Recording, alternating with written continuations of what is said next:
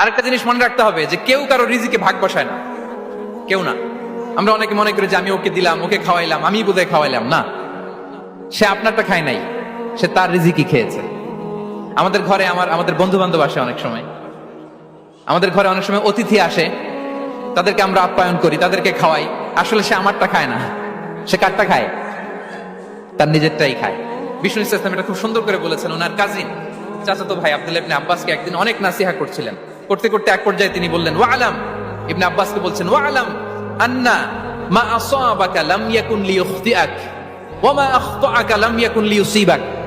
আব্দুল্লাহ, জেনে রাখো, যেটা তুমি পাওয়ার এটা তুমি কোনোদিন হারাবা না। যেটা তোমার হওয়ার কথা ছিল ওটা তুমি কোনোদিন মিস করবা না। আর যেটা তুমি পাওয়ার কথা না, গোটা বিশ্বের সব শক্তিকে হাতের মুঠোয় আনলেও সেটার দেখা তুমি পাবে না, পাবে না। ওয়া আলাম আন্না মা আসাবাকা লাম ইয়াকুন লিইখতিআক ওয়া মা আখতাআকা লাম ইয়াকুন লিইউসিবাক।